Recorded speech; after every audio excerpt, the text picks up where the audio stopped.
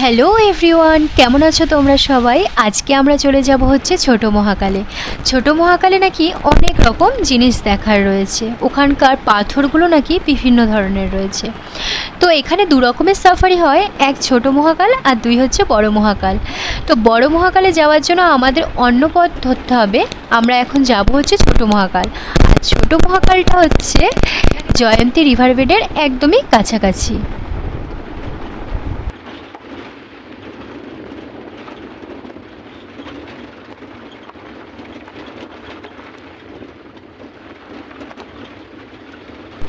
ওই যে দূরে পাহাড়গুলো দেখতে পাচ্ছ, ওখানেই হচ্ছে ছোট মহাকাল। তো আমরা এখন সেখানেই যাব। আর দেখতে পাচ্ছ জলের মানে স্রোত এক এক সময় এক এক দিক দিয়ে বয়ে চলে।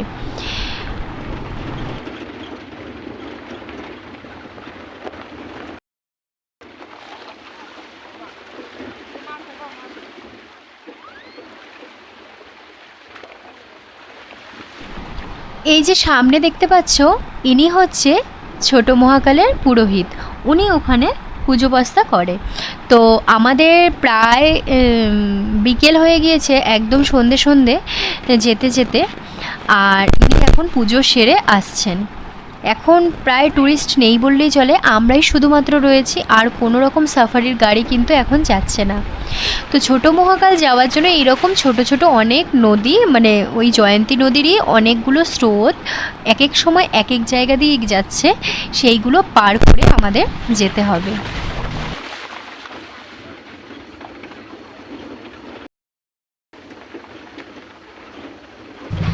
অ্যাকচুয়ালি এগুলো হচ্ছে জয়ন্তী নদীর স্রোত বলাটা ভুল হবে। এগুলো হচ্ছে যে ঝর্ণাটা বয়ে আসছে ছোট মহাকাল থেকে, সেই ঝর্ণার জলটাই কিন্তু এইরকমভাবে বয়ে চলেছে। জয়ন্তী নদীর জল এখন নেই বললেই চলে, একদমই শুকনো হয়ে পড়ে রয়েছে। আমরা যেই সময় গিয়েছিলাম সেই সময়টা, আর প্রচণ্ড পরিমাণে গরম ছিল, প্রচুর রোদ্দুর ছিল।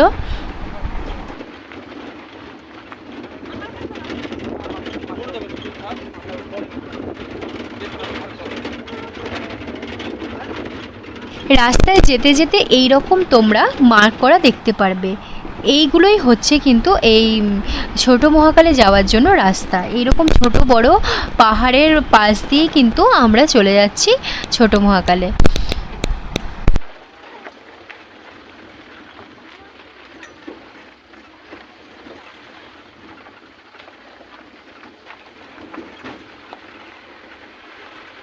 তো অ্যাকচুয়ালি যেটা ছোট মহাকালটা কিন্তু পড়ে হচ্ছে ভুটানে।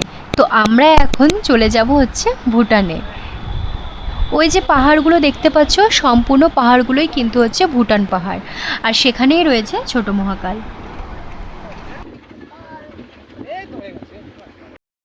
সামনেরটা হচ্ছে ভুটান।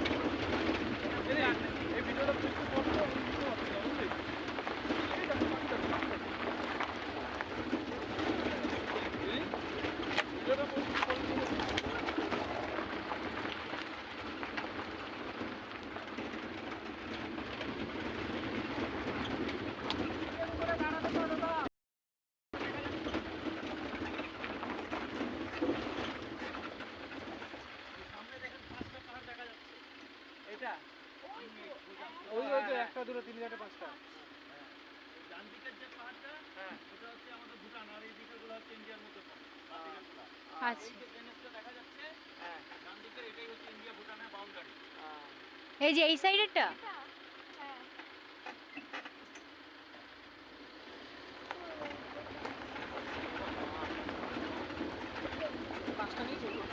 হ্যাঁ হ্যাঁ, বোঝা যাচ্ছে না তো। ওর বাপ বেরিয়ে যাবে এই ফাঁক দিয়ে। তুমি ওকে বলে নিয়েই বসো, ফাঁক দিয়ে বেরিয়ে যাবে।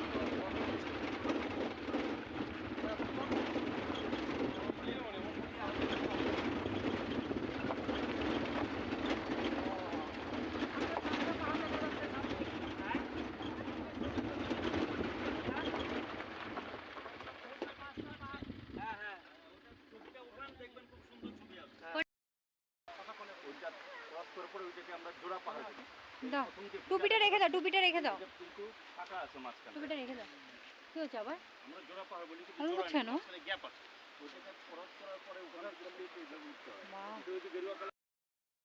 ওই দেখেন মাথায় দেখেন অনেকগুলো ঝান্ডা দেখা যাচ্ছে, অতটা ওইখানে হচ্ছে বড় মহাকাল মন্দির। আর আমরা যাবো এই যে সিঁড়িটা দেখতে পাচ্ছেন, এই সিঁড়িটাতে আমরা ছোট মহাকাল মন্দিরে যাবো। একই জিনিস, মানে ওইটা একটু গুহার ভিতরে ঢুকতে হয় আর এটা হচ্ছে ওপেন। টোটালটাই হচ্ছে স্ট্যালাকটাইট আর স্ট্যালাকমাইটের ফাউন্ডেশন। আপনি গেলে পরে তো এখন আমরা এসে পৌঁছে গিয়েছি যে এই ভুটান পাহাড়, একদম ভুটান পাহাড়ের পাদদেশে।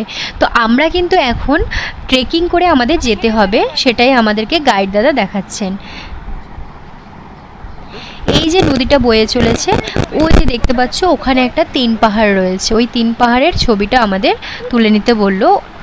ওই সাইডটা পুরোটাই হচ্ছে ভুটান। এই দেখে দেখে প্রচন্ড স্লিপ, আস্তে আস্তে।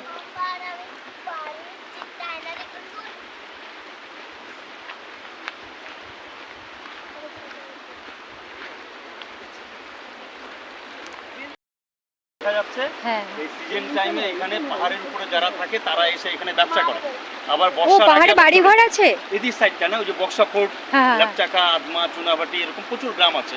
ওরা এসে টোকো করে মাল নিয়ে আসে, নিয়ে এসে থেকে ওরা ব্যবসা করে, আবার বর্ষার আগে আবার চলে যায়।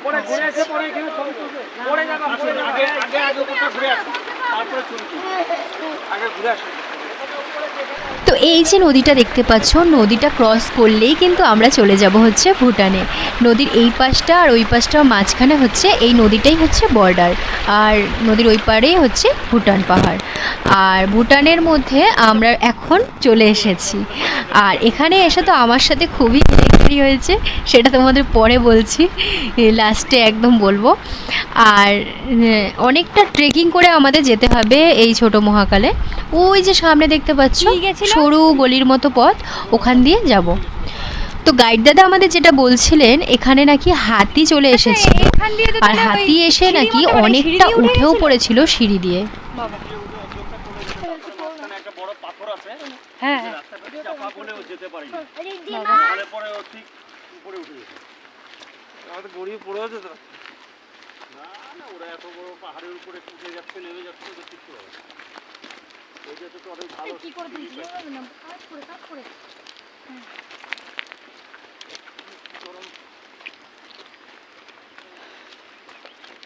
জলগুলো বাবা এবার হেঁটে চলো।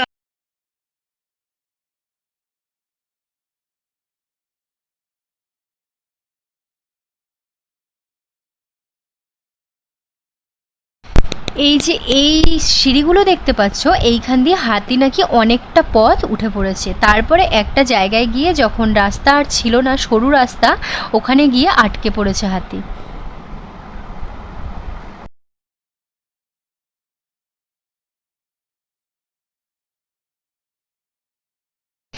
রাস্তাটা প্রচুর খাড়াই, প্রচুর চড়াই, মানে উঠতে তোমার যারা বয়স্ক মানুষ আছেন তাদের জন্য খুবই কষ্টকর ওঠার জন্য। আর একদম সরু গলি, পাথর, অনেক কিছুর মধ্যে দিয়ে আমাদের যেতে হচ্ছে। আর চারপাশটা কিন্তু খুবই সুন্দর লাগছে দেখতে, তবে খুবই হাঁপিয়ে যাচ্ছি। তোমরা যারা আসবে অবশ্যই জলের বোতল ক্যারি করবে, নইলে কিন্তু গলা শুকিয়ে গেলে খুবই কষ্ট হবে।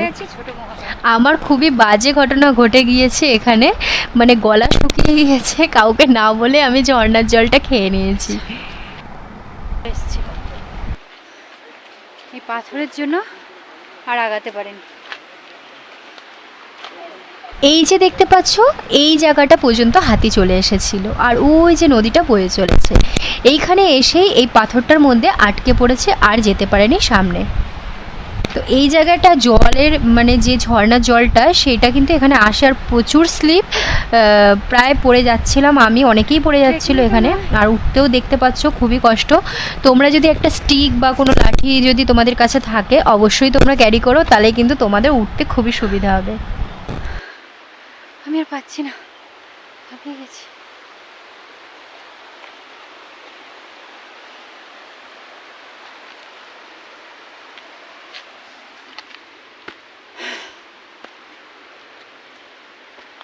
তো আমরা এখন চলে এসেছি ছোট মহাকাল। এরকম বিভিন্ন রকমভাবে আকৃতি তৈরি হয়। এর উপর থেকে যেটা নামছে সেটাকে স্ট্যালাকটাইট বলে, নিচ থেকে যেটা ওঠে স্ট্যালাকটাইট বলে। এটারই ফাউন্ডেশনের মধ্যে শিবলিঙ্গ বসানো আছে, এখানে পূজা হচ্ছে। এখানে যা দেখছেন আপনি বড় মহাকালও সেম জিনিস পাবেন, কিন্তু বড় ওইখানে একটু বড় আর একটু গুহার ভিতরে ঢুকতে হয়, আর এটা হচ্ছে ওপেন, পার্থক্য এটাই। আচ্ছা,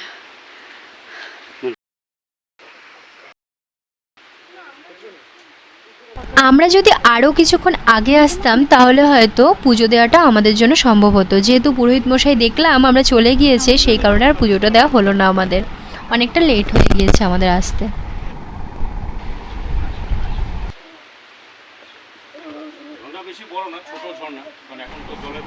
বড় মহাকালটাও অনেকটা সেম, তবে সেটা আরেকটু ভেতরের দিকে মন্দিরটা, আর এখানে পুজো হয় আর অনেকেই এখানে আসে দেখতে। আর এটা কিন্তু একটা সাফারি স্পট।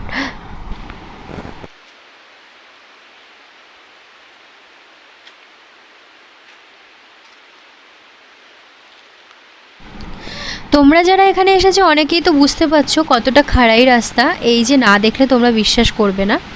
আর সাইড দিয়ে দেখো ওই যে ঝর্ণার জল বয়ে চলেছে, তবে ঝর্ণার জল এখন খুবই কম আছে, বর্ষাকালে কিন্তু এখানে প্রচুর পরিমাণে জল বয়ে চলে। আর এই নদীটা, জয়ন্তী নদীটাও কিন্তু একদম ভরে যায়।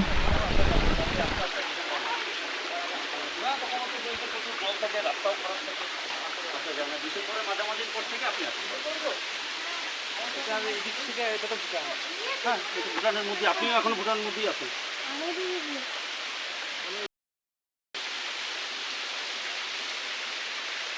তো এখানে এসে আমরা অনেক ভিডিও, ফটো সব কিছু তুলে নিয়েছি, তারপরে ব্যাস এবার আমাদের যাওয়ার পালা। তবে একটা ভুল আমরা করে ফেলেছি, বিশেষ করে আমি যেটা করেছিলাম, প্রচুর গলা শুকিয়ে গিয়েছিল আর খুব তৃষ্ণা পেয়েছিল, তো এখান থেকে আমি ঝর্ণার জলটা খেয়ে নিয়েছি। আর সেটা কিন্তু কাউকে বলিও নি, যখন মুখ ধুচ্ছিলাম তখনই আমি ঝর্ণার জলটা খেয়ে নিয়েছি। কিন্তু খাওয়ার পর আমার যে কি খারাপ পরিস্থিতি হয়েছে তোমাদের বলে বোঝানোর নয়। চলো সামনে যেতে যেতে তোমাদের বলছি।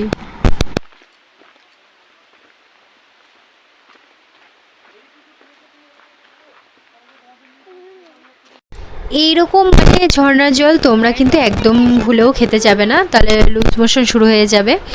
ব্যাপার হচ্ছে সেটাই যে পচা জল, অনেক রকমের নোংরা জল এখান দিয়ে আসে, তবে একদম ফ্রেশ যে ঝর্ণার জলটা যখন বেরোয় অনবরত কন্টিনিউ, সেটা খাওয়াটা সেফ।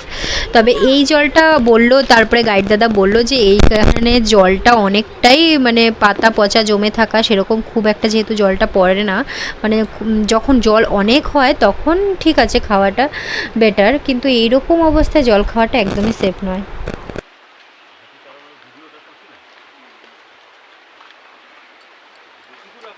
আমরা যখন এসেছি প্রচুর তো গরম ছিল, প্রথমত এতটাই গরম, তবে রাতেরবেলার ওয়েদারটা একদমই ঠান্ডা। তো এইখানে আস্তে আস্তে ওই যে দেখো টয়লেট, এটা হচ্ছে ওই ওপরে পাহাড়ের চূড়া যে লেপচাখা বক্সা ফোর্টের যে মানুষরা রয়েছেন ওনারা আর কি, এখানকার পাহাড়ি মানুষরা, ওনারা এসে মাসে একবার করে একটা মেলা করে এখানে, মানে এখানে হাট মতো বসে, অনেক রকমের জামা কাপড় থেকে শুরু করে সব রকম জিনিসপত্র এখানে বিক্রি হয়। তো এখানে ওনারা একটা টয়লেট করেছেন।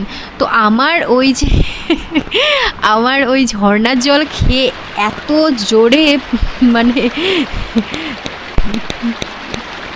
খুব খারাপ অবস্থা যাকে বলে আর কি, তোমাদের আর কী বলবো।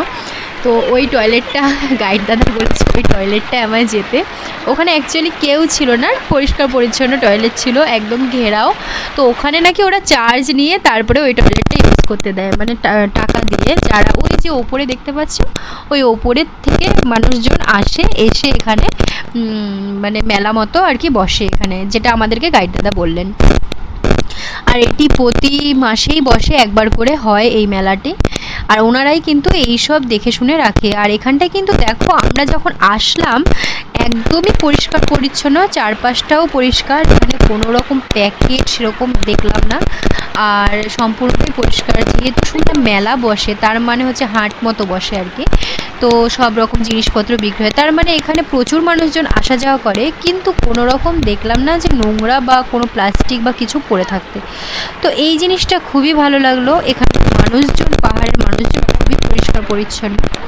তো আমরা এই নদীর পাশে অনেক ফটো তুললাম, ভিডিও করলাম, তার উপর এই যে দেখো এই জলের মধ্যে মানে একদম বসে পড়েছে, আর মানে এতটা আনন্দ আর ধরে রাখতে পারেনি, এত সুন্দর ঠান্ডা ঠান্ডা জল দেখে।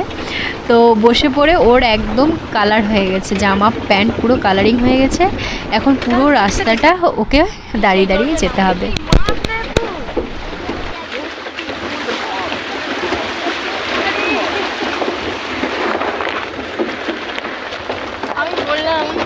ওই জলে মাছ ধরে সেই মাছ রান্না করে খাওয়া হয়। আর এই যে দেখো জলগুলো দেখতে পারলে না, এখানে প্রচুর পরিমাণে মাছ রয়েছে আর অনেকটা বড় সাইজেরও মাছ। আর ওই দূরে ময়ূর, যেটা আমার চোখে প্রথম পড়েছিল। এই টাইমটায় নাকি প্রচুর ময়ূর, হাতি, অনেক কিছুই নাকি এই সময়, বাইসন, অনেক কিছুই এই সময়টায় বেরিয়ে আসে। এই যে সাইডে জল আছে, জলগুলো খেতে বেরিয়ে আসে।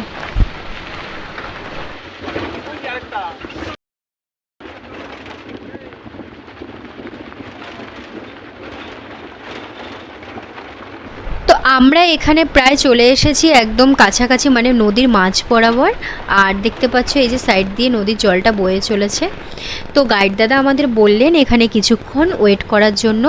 হাতি এখানে আসে জল খেতে এই সময়টায়, আর এটা সব মানে নিত্যদিনই হয়ে থাকে। যদি আমাদের ভাগ্যে থেকে থাকে তো আমরা হাতি দেখতে পারি। তো আমরা কিছুক্ষণ ওয়েট করার পর আমরা ময়ূর দেখতে পেয়েছি, আর অনেক রকমের পাখি এখানে উড়ে যাচ্ছিল, সেগুলো দেখতে পেলাম, মানে পাহাড়ি যে পাখিগুলো হয়ে থাকে। আর বললো যে কিছুক্ষণ ওয়েট করে দেখি, যদি হাতি আসে তো যদি ভাগ্যে থাকে তাহলে দেখতে পারি আর কি। তো আমরা অনেকক্ষণ টাইম এখানে ওয়েট করছিলাম। এখানেও অনেক রকম ভিডিও ফটো তুলে নিয়েছি আমরা। আর ওয়েট করার পর কিন্তু হাতি সেরকমভাবে দেখতে পাইনি আমরা। অনেকক্ষণই ওয়েট করা হয়েছিল, যেহেতু ভাবছিলাম যে হাতি হয়তো দেখা মিলতে পারে। আগের দিন নাকি হাতি এখানে জল খেতে এসেছিল। আছে না ইয়ার আমার হ্যাঁ বুঝতে আছে হ্যাঁ দিতে পারি। আমার তো জিও সিমের টাওয়ারই নেই। এখানে বসো, হ্যাঁ এখানে বসো। টুনটুনি পাখি হইতা এবার না নাম্বার সেভ থাকলে আমার হয়ে যাবে। ওই নাম্বার যেটা বলছিলাম ওখানে 1 টাকা পাঠা দিলে তো দিদি তোমার জামা সরাও ফোন করে দিচ্ছি। মোবাইল নাম্বারটা বলে একবার দেখে আমাকে। যাবে না, ওইটা টাকা আটকে যাবে, করবে না। টাওয়ার ঠিক মতন যদি না থাকে, না না টাকা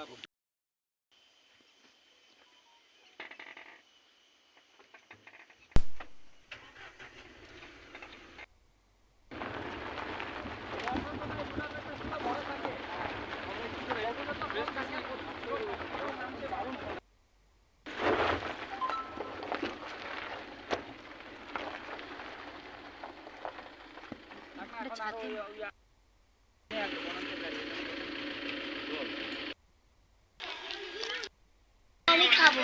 আয় সিরিজটা কোথায় আছে? এই যে এখানে আছে।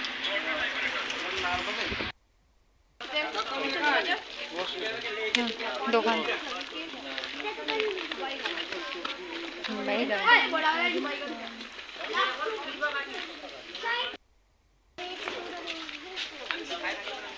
সারাদিনের যা খারাপ অবস্থা। তো এখানে কিছু ছোট ছোট বাচ্চাদের দেখা পেলাম, তারা আমাদের হাতির গল্প শোনাচ্ছিল। আর এখানে নাকি মাঝে মাঝে এসে সব কিছু ভাঙচুর করে দিয়ে চলে যায়। তো তাদের ভাষায় কিছুক্ষণ আমরা কথাও বললাম, বেশ মজাও লাগলো। ওরা অনেক কবারই আসছিল আমাদের এখানে বারে বারে। তো আমরা যেই ভয়টা পাচ্ছিলাম যে রাতে বেরিয়েছি হাতির ভয়, তো বাচ্চা বাচ্চা সব ছোট ছোট ছেলেমেয়েরা আসলো, তো সেই দেখে আমাদের ভয়টা একটু কমলো। আর এদিকে দেখো এনে ঘুমিয়ে পড়েছে আমাদের ম্যানেজার, ট্যুর ম্যানেজার। তো আজকের মতো ভিডিওটা এই পর্যন্তই, দেখা হচ্ছে নেক্সট ভিডিওতে।